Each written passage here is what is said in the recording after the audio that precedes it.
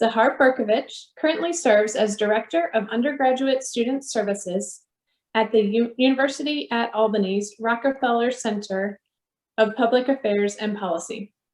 In his role, he is responsible for developing and maintaining meaningful undergraduate engagement opportunities. Zahar double majored in biology and Judaic studies at the University at Albany and earned his MS in Education Administration from the School of Education. He is currently a PhD student in public administration. He has served as a faculty advisor to UAlbany's Circle of ODK for the last 6 years. Zahar is a zealous Great Dane. And at this time, I'll turn it over. Thank you. Thanks so much, Betsy. I really appreciate it. Well, welcome everyone, and thanks for spending this afternoon with us. I know in many states it's really nice weather, so the fact that you're inside and listening to your computers is truly amazing. So I appreciate your time. So I am, as Betsy mentioned, Zahar Berkovich. My pronoun is he, him, his. I also pleased to be referred to as Zahar. And my idea for today is to have a conversation about creating a learning atmosphere that strives to serve all students. Now, it's not an easy task, although we sometimes think that many of us are very positive and folks who want to think of ourselves as a good people, but sometimes inadvertently we unintentionally could potentially offend somebody or not serve them as well as we could. So the idea for today is to go over some ground rules. Then we have a story that we're going to work through together. We're going to take a deficit thinking survey and see how we feel about it. We'll talk about what deficit thinking really means. We'll have opportunity to hear a story.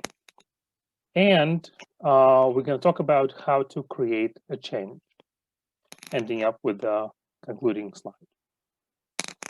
So if all folks are ready, and by the way, the intention of this conversation is not to be just me to you, but it's really be a conversation. So please be comfortable typing in the chat, or if there's opportunity to speak out, please do so.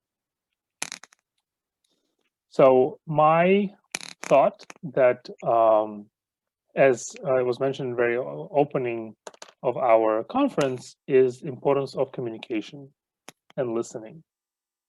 So as we're going to have a conversation today, I ask that we take responsibility for what we say without blaming others, focusing on I rather than on you. Be sensitive to differences in communication styles. Folks are, as True Colors suggested, there's at least 4 different variety of us. We all have different communication styles. So minding your own style and understanding how somebody else may approach it is important. Use empathetic listening. Very, very important. Ponder what you hear and feel before you speak. So think before you talk. There's a reason why we have 1 mouth and 2 ears. Examine our own assumptions and perceptions. Our brain is very interesting. It has a little recording that has been going on since the day we were born, but it doesn't mean that every recording is correct. There's new data that we receive every day, and examining and challenging your assumption is useful. Keep this confidential. While we are recording this presentation, there could be some items of the conversation that we have is private and personal. So if people don't want, unless you have specific permission of sharing personal stories, please keep this to our space here.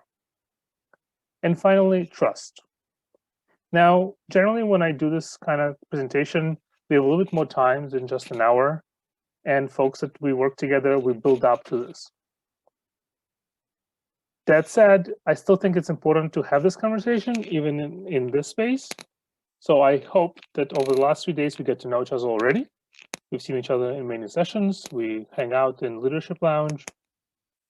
and we are able to trust each other that our intentions here is for the greater good. Now, I also would like to welcome opportunities for folks to offer their suggested guidelines or rules. So if you have ability, if you want to type in the chat, maybe a guideline or a rule that we would like to follow, I'd welcome that.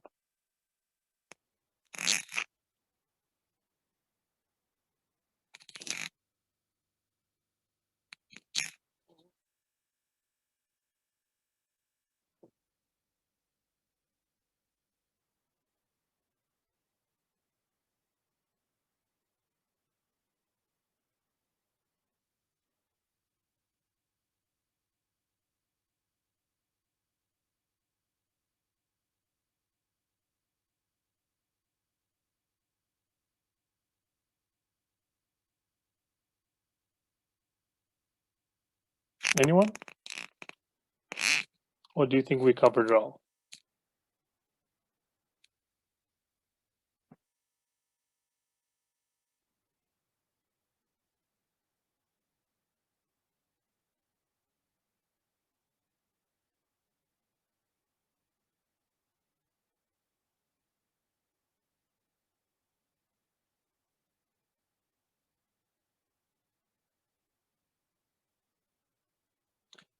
Let's do this. I'll take a step forward, and then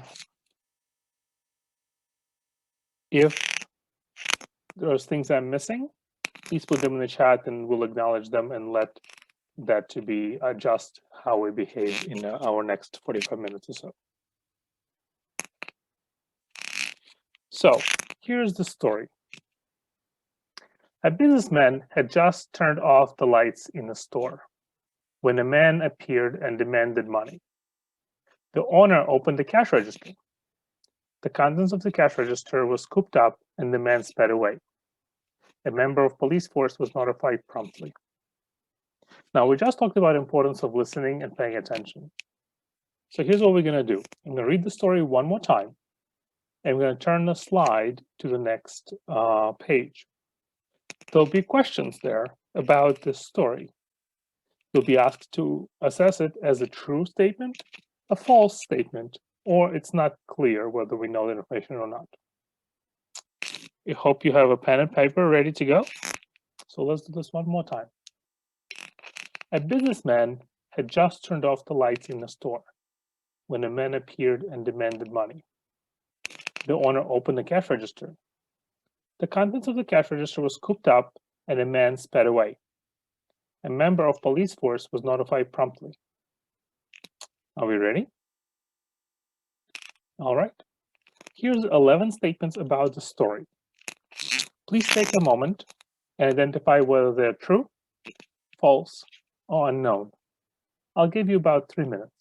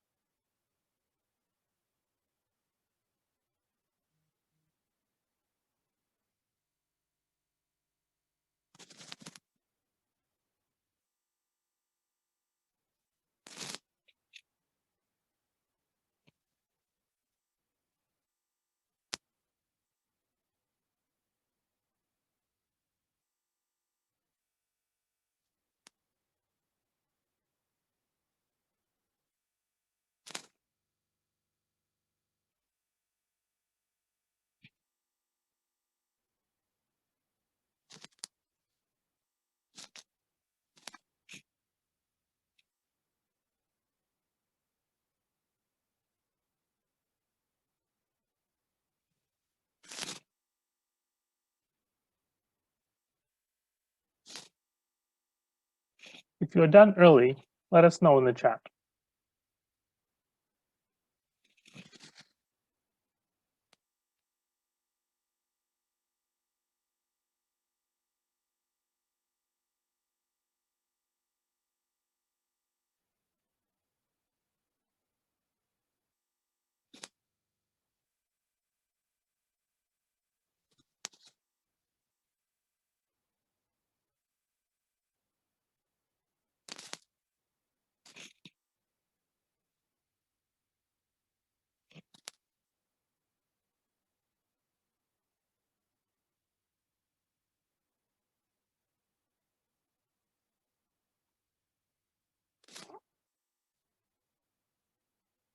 All right, we're seeing people are finishing up. We'll give another 30 seconds for folks who need a little bit more time.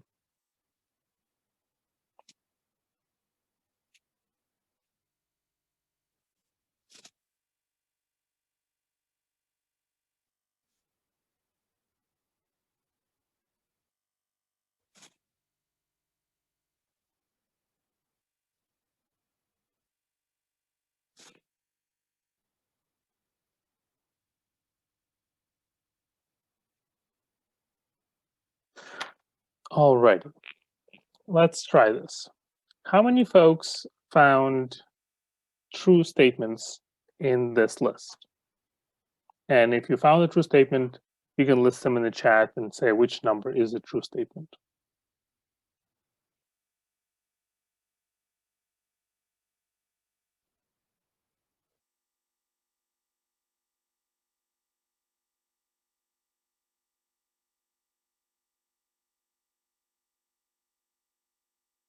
Yes, we're going to start with the true statements.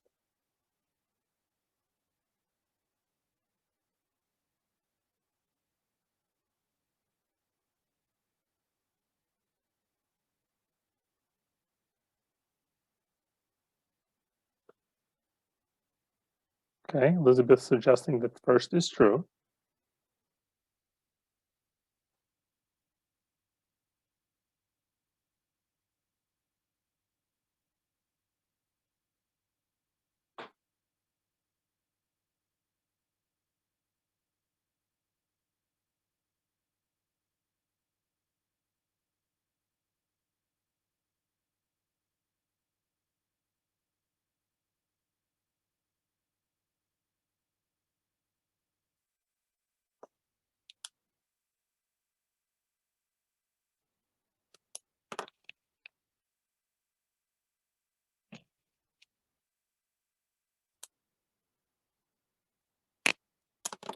All right, so we have 1, 5, 1, 3, 5, and 7. All right, let's talk about which do you think is false.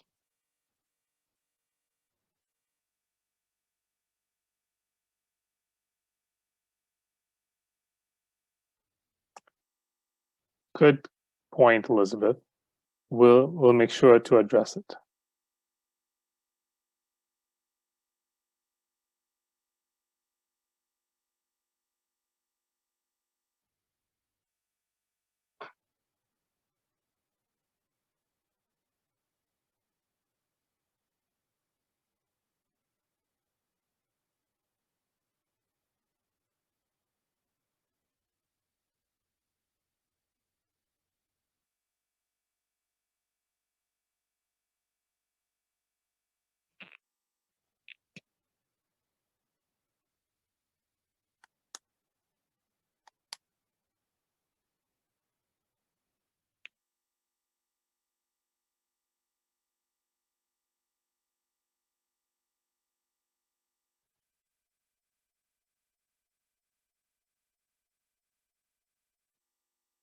All right.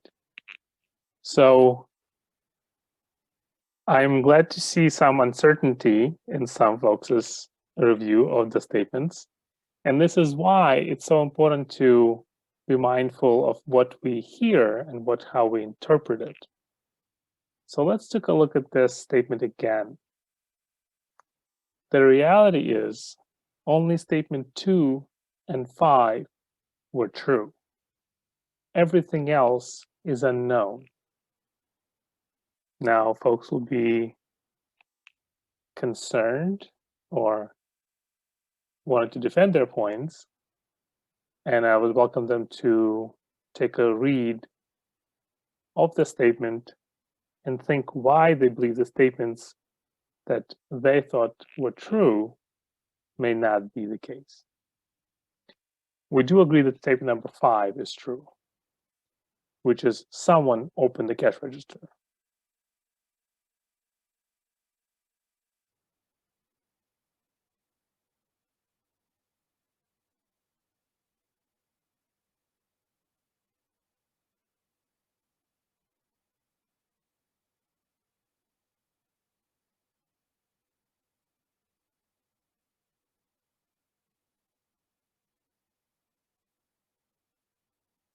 Now, I believe it's Cassandra said that 2 was false. Man demanded money. But if we look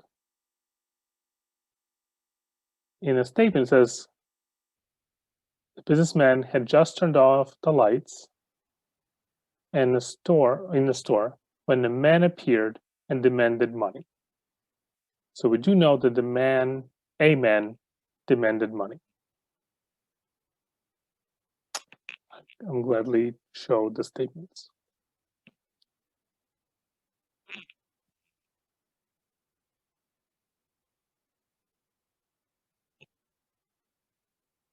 What we don't know is what the gender is of the owner. And we're not sure if the robber was a man or woman either. And we don't know if whether the businessman could have been a robber. So what I'm trying to show here is that we're making some assumptions based on what we've heard and what we've recorded in the past. But it may not be, in fact, the case when we look at the story. So Dara wants to know why is number 1 false. Let's take a look. The statement was a man appeared after the owner had turned off his store lights.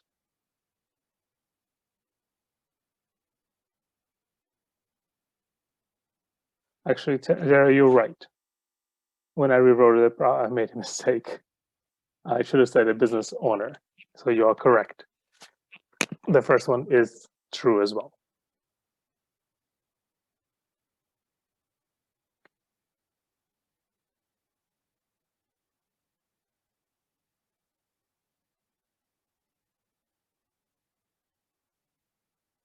Good point.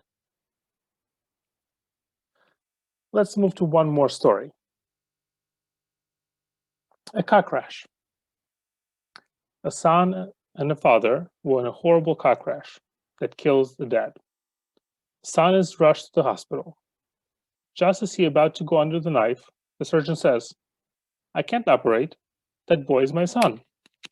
How could this be?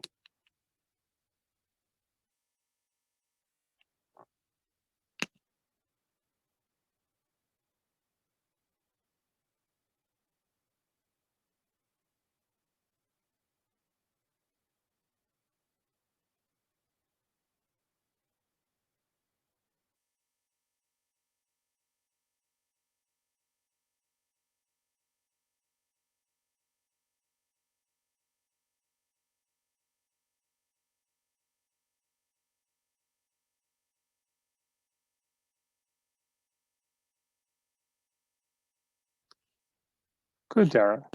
The surgeon is his mom, or could be his other dad. But when we hear the word surgeon, there's some anticipation that that person is a male. There's some association in our brain that suggests that.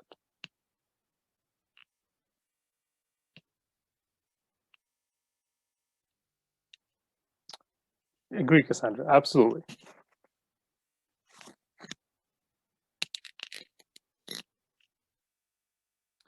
So let's take a look at one more picture.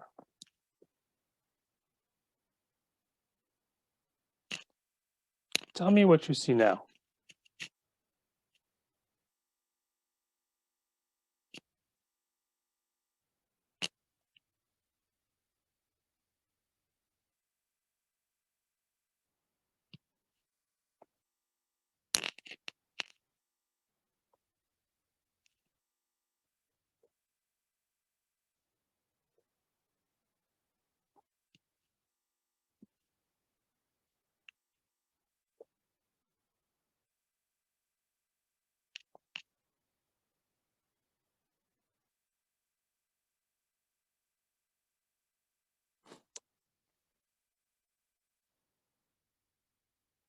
Cassandra, you're not old.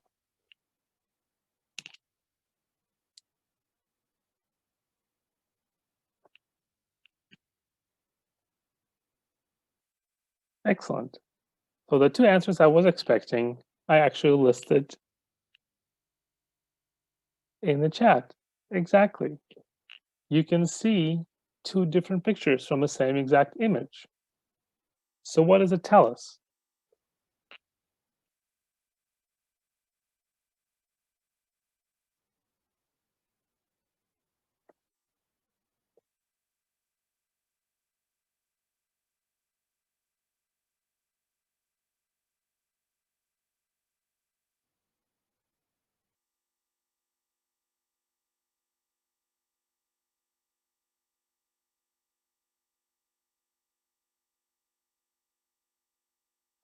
Precisely, Cassandra. Our perspective matters. It also, our vision sometimes gets tunneled based on information previously received and what we expect. This is why having diverse set of folks in a group makes work or solving problem much better, because we are getting understanding from variety of views, and then we can accomplish tasks in potentially better, more effective or efficient way. It also, once we learn about others and other perspectives, then we can become more inclusive and more equitable in our work and our lives every day.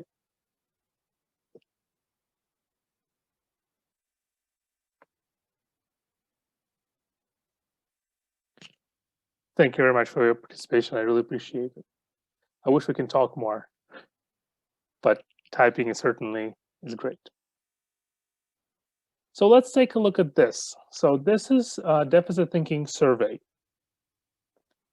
I'm not going to ask for your answers, but I want you to be true to yourself. As you go through, there'll be 2 pages. As you go through those thoughts or statements, make a note to yourself whether you agree, you're neutral to it, or you disagree. I'll give you a couple of minutes, and please let me know when you're done with this page, and there'll be one more page to go. If it's easier for you, there's an attachment underneath our Zoom session that you can download and utilize as well.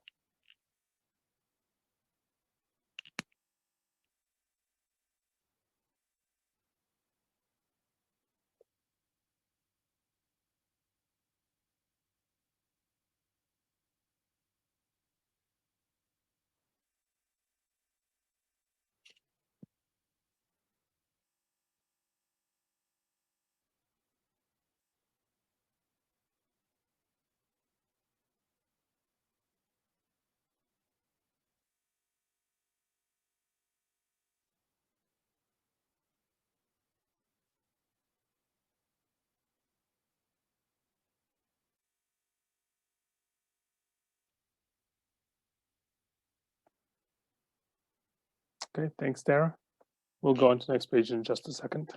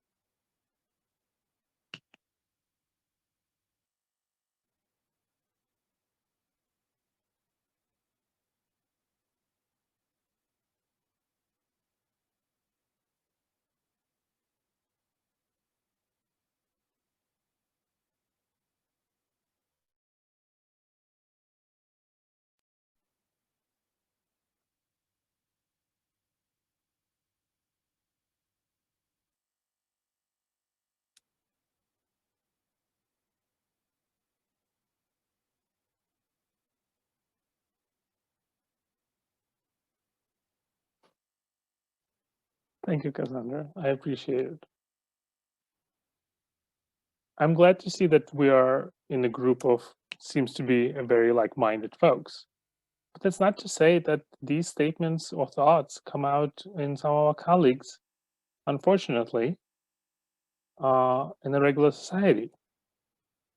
So any thoughts or concerns or reactions to the statements, or maybe you did not necessarily stated disagree. Again, I appreciate Cassandra sharing with us her reaction to the survey.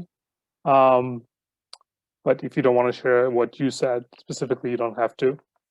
But would any reaction to the statements?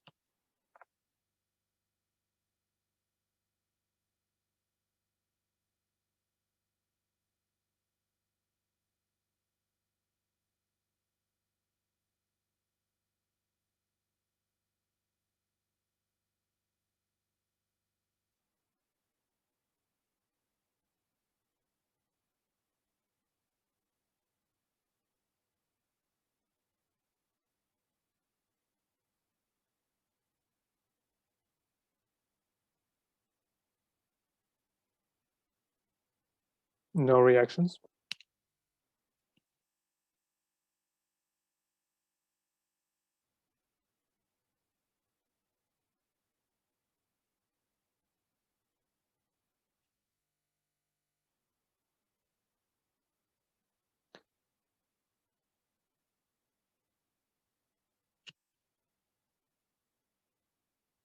Let me take a stab at the third statement for us together.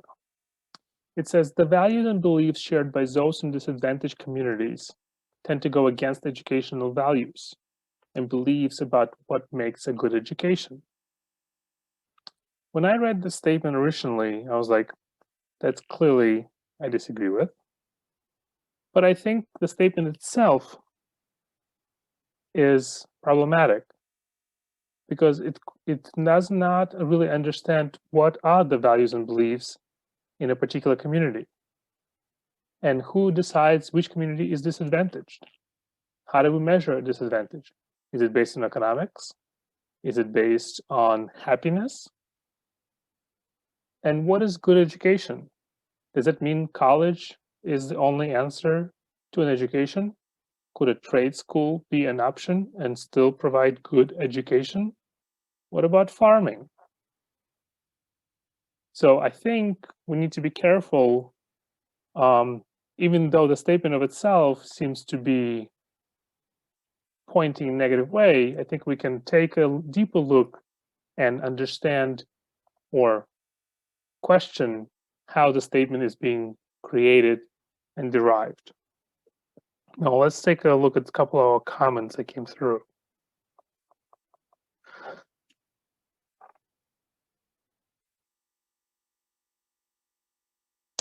Thank you, Haley. So Haley mentioned that I would disagree for most, but coming from one of those communities mentioned, I think it's important to consider the idea that for those in some situations, that's exactly right. Judging from a different community is inappropriate and problematic. And we're not always able to jump into people's shoes, so we can ask questions and try to understand. Tara, I appreciate your point. Exactly. Supporting and listening to students' experience is great. An accessible first step, helping people with negative beliefs about their college experience.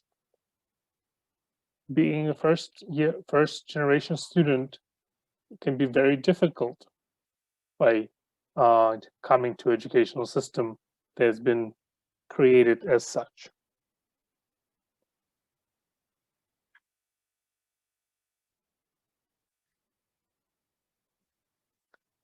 And thank you, Cassandra, for sharing. Cassandra mentioned that I feel the way I responded, but my inherent biases about living in the South, Alabama for me, says that I expect some of those here may feel this ways.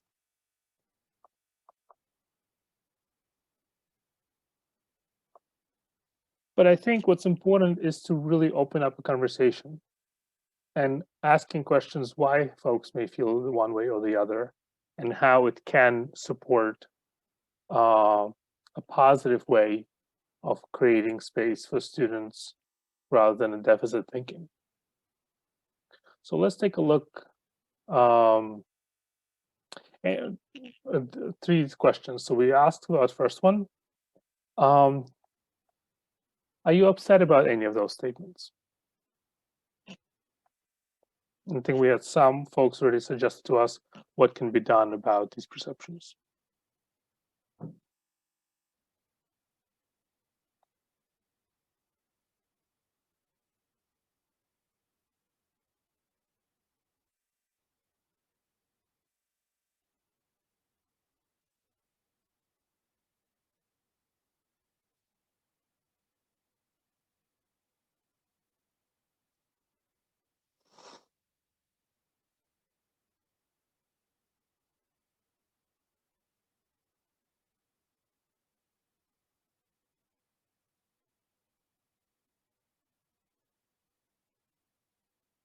Any additional feedback?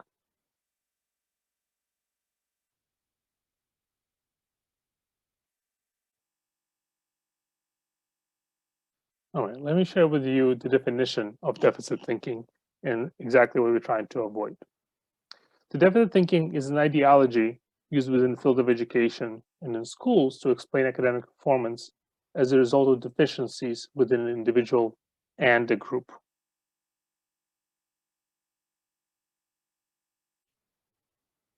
A deficit ideology discounts the presence of systematic inequalities as a result of race-based processes, practices, and policies. Most importantly, the deficit ideology blames the group for conditions they find themselves experiencing. Deficit thinking is a type of cognition that is relatively simple, efficient form of arbitrating the cause of human behavior. What supports deficit thinking are the 3 paradigms of thought: genetic pathology, culture of poverty, and marginalization of low-income and student of color model. All 3 of which has been disproven and do not hold water when equal grounds or equitable grounds are provided for students.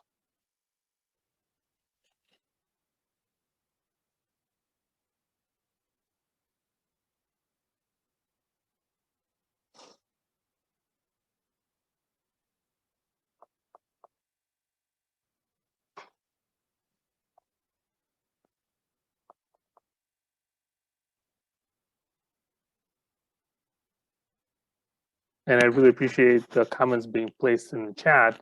And that's exactly is true. I agree with all your perspectives and comments that it is inappropriate to make sweeping generalization about a full group of folks and expect them to be responsible for whatever deficiencies that are being perpetuated, and even thinking about that could be reflecting based on their either socioeconomic status or race or gender or other metrics. Right? We know that is not true. There's no inherently genetic gene that makes one group less capable than the other.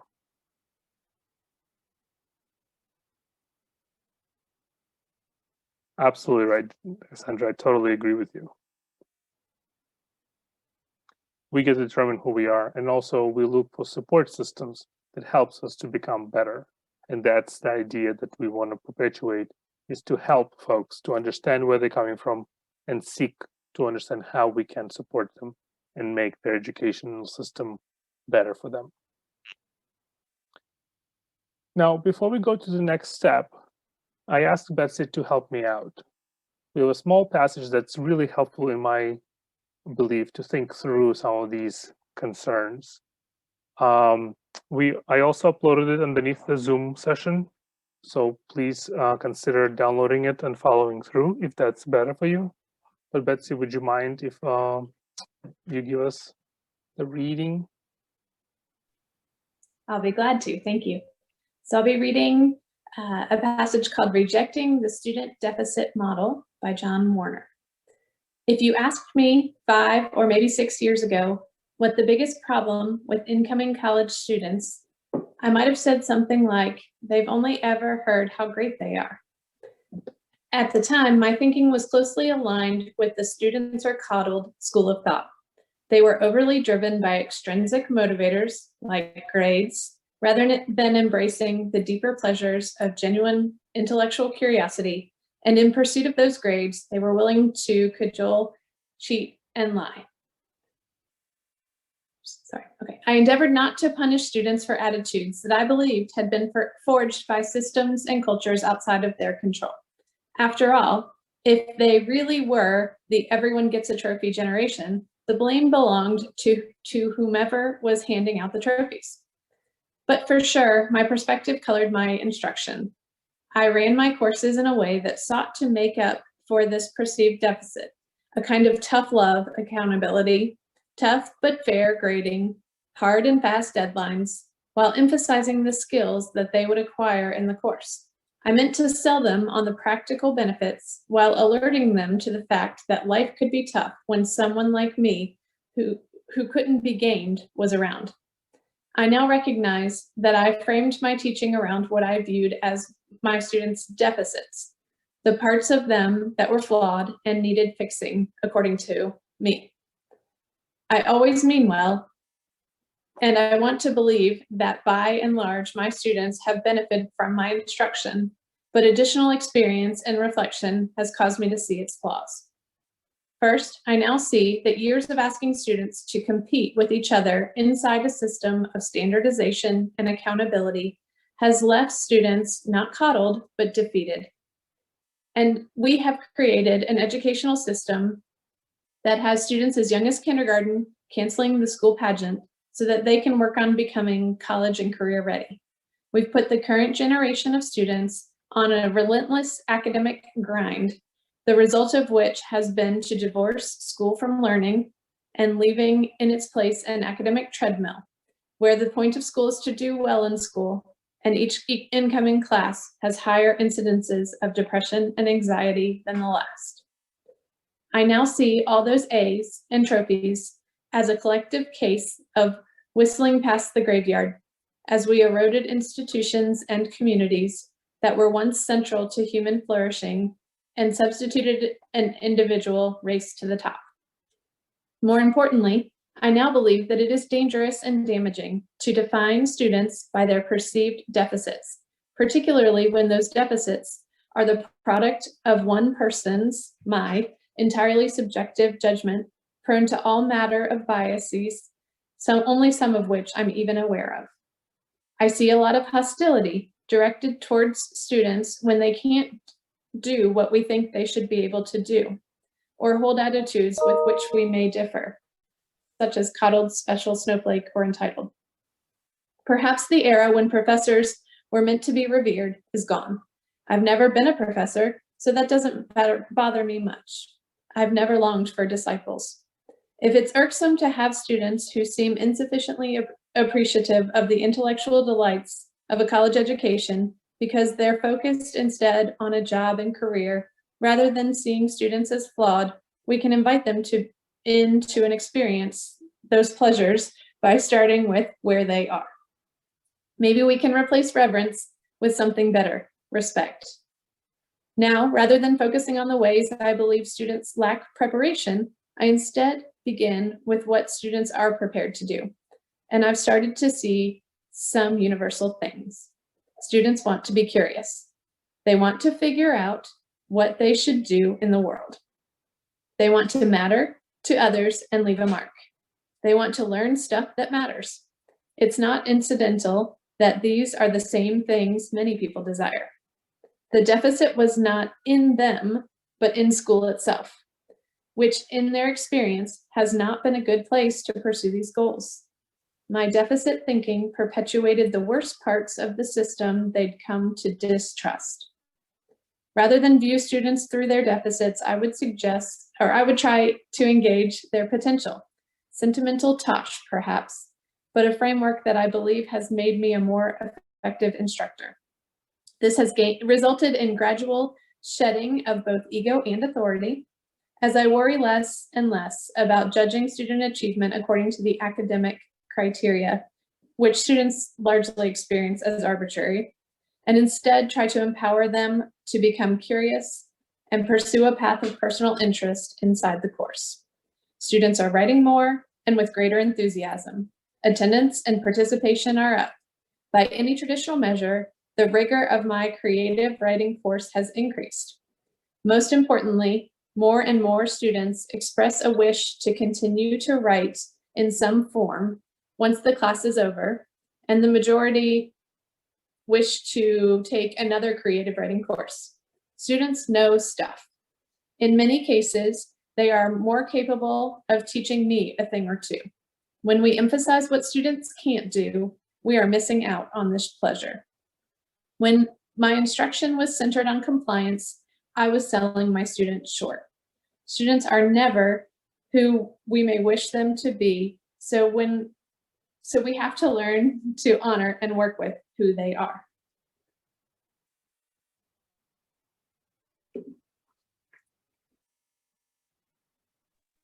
Thank you so much, Betsy. I really appreciate it.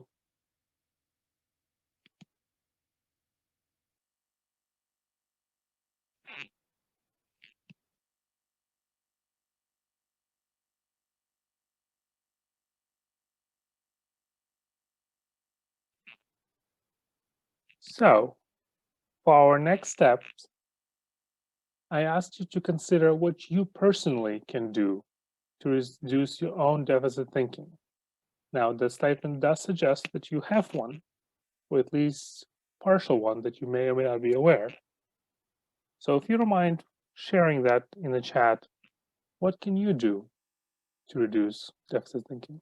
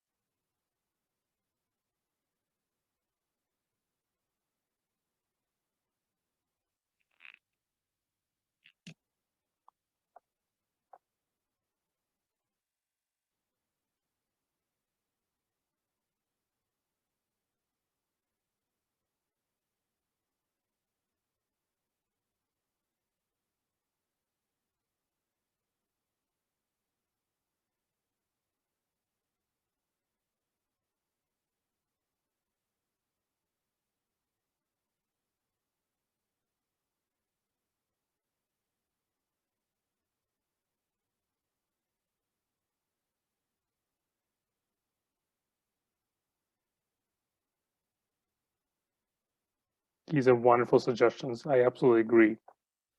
What I would also propose that we make it a little bit more specific, right? We create like a coffee hour or a tea hour where you invite folks to have a conversation. You organize a chat specifically focused on a particular question you'd like people to bring in their thoughts or suggestions to talk about. As Cassandra mentioned, do a self-analysis. What group of folks you're least surrounded with? What can you do to increase their participation? If you're faculty, staff, or if you're a student, how can ODK attract a more diverse group of students applying to it? And can you have a breakfast conversation on a particular topic?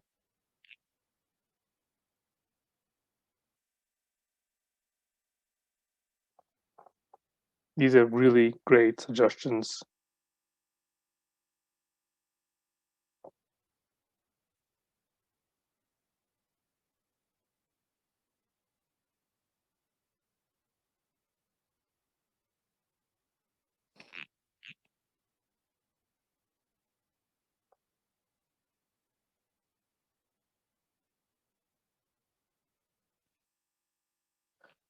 Now, I want to bring us to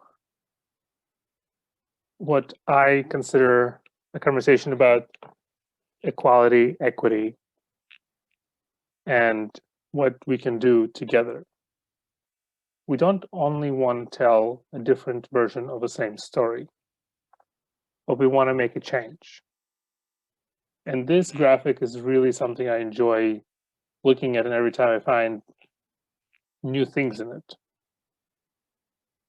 There is some reality that bring one folks forward increasingly and set some folks back.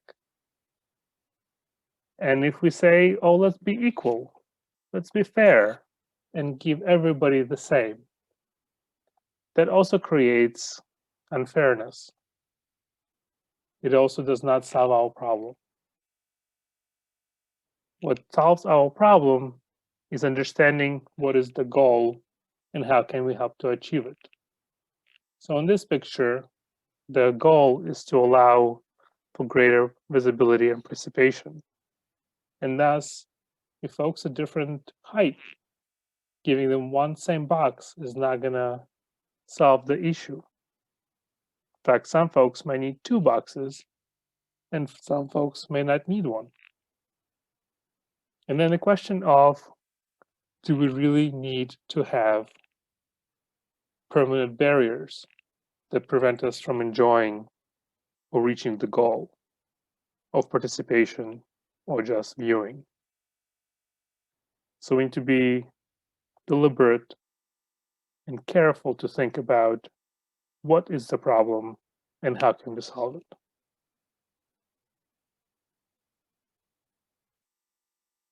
I want to welcome folks to share their thoughts about this cartoon or about how to make our world better.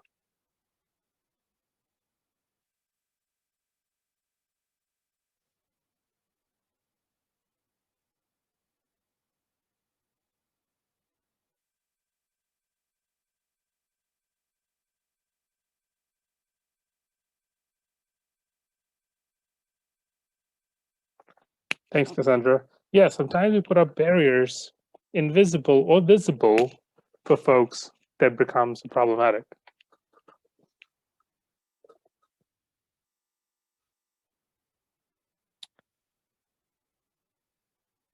That's a great question. I think it depends on the context, but it could be.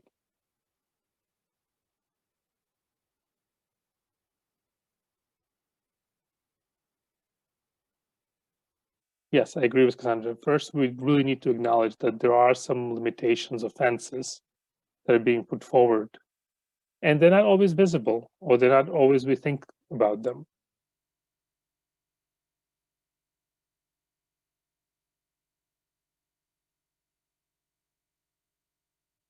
It takes a deliberate, conscious effort to think through what are the problems. Sometimes I find myself in the same position when I have a student who does not submit work, and after a few outreaches, it gets frustrating, but it's important to remember that there could be some limitations that prevent students from doing the work. It's not that they don't want to do the work, it's that there's something invisible fence that prevents them from doing that.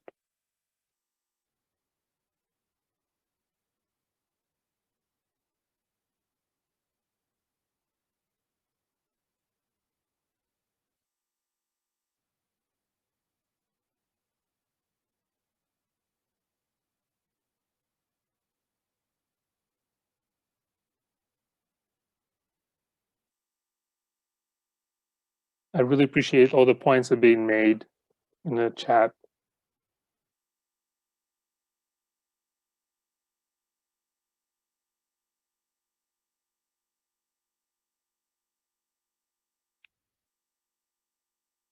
I think Cassandra's making a very good point. It also is important to, it's not quite deficit thinking question, but for people who are either in majority or who are not marginalized, to voice support of folks who are shorter or facing barriers. And through that common path, we can focus on removing the barriers for common advocacy.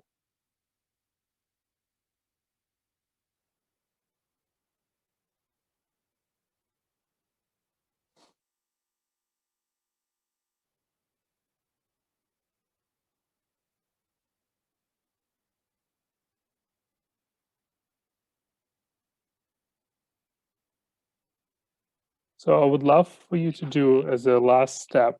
I know some of you offer some suggestions and you share with each other, is to take one and make it a priority for you for the next month in your daily interaction with friends, family, colleagues, students, and make sure that you deliberate in taking down the deficit thinking and moving forward or removing the barriers.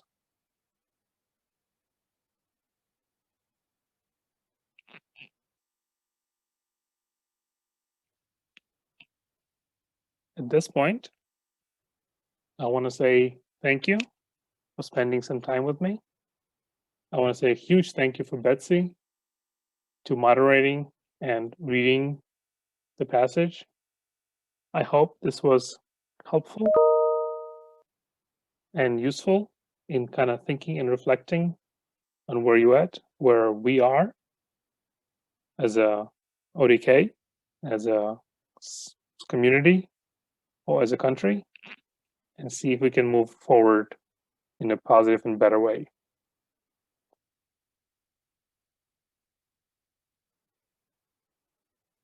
Thank you, Cassandra.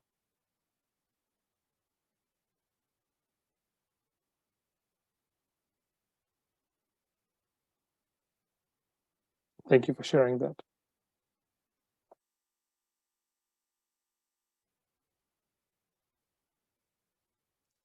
And you're not a threat. You are a gem and a treasure that we should be appreciating.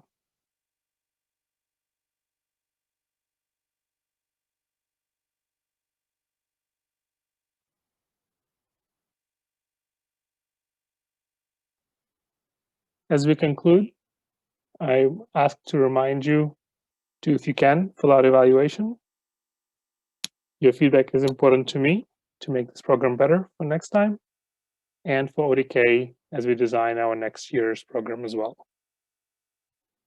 And I hope to see you at our concluding speaker.